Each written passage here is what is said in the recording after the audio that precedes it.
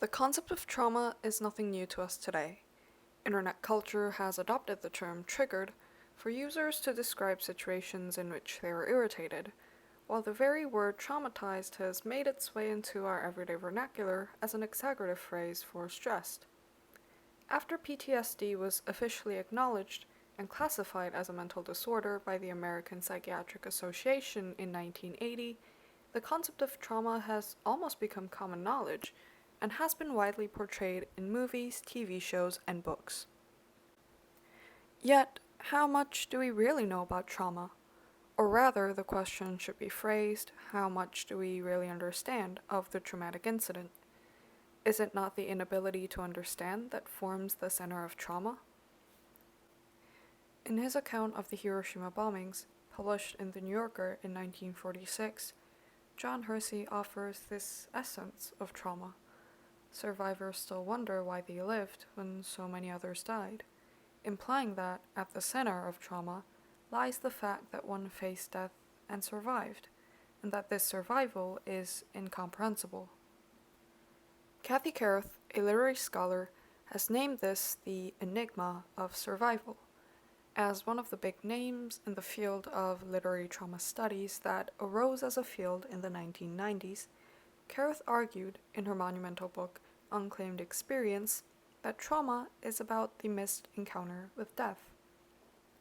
Kareth argues that the reason trauma happens is that despite encountering a fatal incident in which one's life is put at risk, one is unable to perceive, recognize, let alone understand it precisely because the encounter is missed. Here it might be helpful to look back on the characteristics of trauma suggested by Sigmund Freud. In Moses and Monotheism, Freud suggests two characteristics of trauma neurosis. First, the person must seem to get away without apparent harm at the time of the accident. And second, the symptoms caused by the shock of the accident must happen only after a period of time. Therefore, in Freud's theory, two elements are required for trauma to be defined. Not only the symptoms that manifest after a certain period that we easily recognize as trauma today, but also the non-experience of the incident at the time. Hence, the two ends of what Freud calls the incubation period of trauma must be met for something to be defined as such. Now we hear the echo of Freud in Kareth's argument that the recognition of the traumatic incident is missed at the time of its occurrence, and that this delay in perception is central in trauma. One is unable to directly experience that fatal incident, but that encounter with death happened, and regardless, one has survived. In this sense, how one came to survive, and the meaning of that survival becomes an enigma that cannot be comprehended, as the survivors of Hiroshima had often wondered, why me?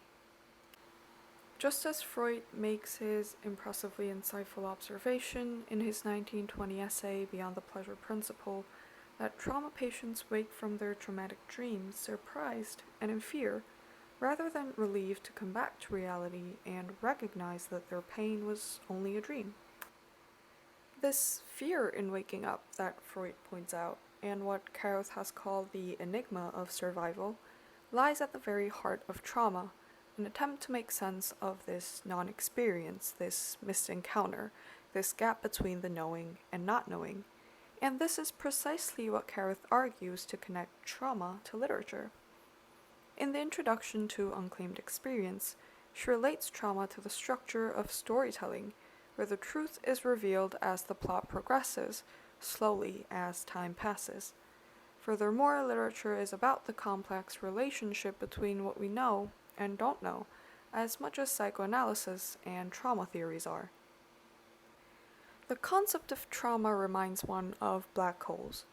It seems to be a more than fitting metaphor, as the two subjects are similar not only in the interest of scholars that surrounds them, but also in qualities such as mass and temporality. Trauma can severely impact its sufferer to the point that its effects permeate one's life each and every day, similarly to the enormous gravitational pull of the black hole that swallows everything around them.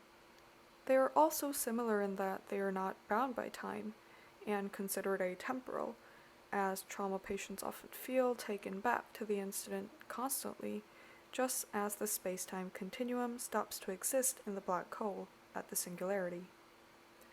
But most of all, they resemble each other in that they mark the boundary between knowing and not knowing, and therefore the difficulty in their representation. The non-experience that is central in trauma, as Freud and Kareth point out, can be said to constitute the event horizon of the black hole called trauma, where once sucked in, not even light can get out. Hence, survival from this state becomes incomprehensible because nothing is supposed to escape from it. Therefore, while it is possible to theorize both trauma and black holes, it is yet challenging to fully represent them. How do you capture a void that can't be understood within the rules and reason that we believe to define us and our world? Coming back to the relationship between trauma and literature, there is more than a structural resemblance in their relationship, especially regarding representation. The representation of trauma has been a point of contention among scholars within the field, with some arguing the necessity of narrative repair, while others emphasize trauma's essentially anti-narrative quality. How does one begin to describe something that evades comprehension? How can one speak about the unspeakable and the unintelligible? And even if one manages to start, can it be said to be a faithful representation of the void we call trauma? These questions regarding trauma's irrepresentability are not the only problems. As scholars such as Roger Luckhurst and Dominic LaCapra point out, there is also the concern of trauma becoming a fixed trope, as well as the danger that such cultural products could mislead the audience into thinking that the complete truth of the traumatic incident has been found out and mastered, when its effects are still ongoing, a point of caution especially for incidents that form a collective trauma, such as the Holocaust. While these are adequate concerns, especially in this time we live in of the capitalistic mass production of cultural artifacts, there are still reasons for representation as well, as the process of attempting to put it into a narrative and opening up possible ways to talk about it initiates the process of healing, both on the individual and collective level.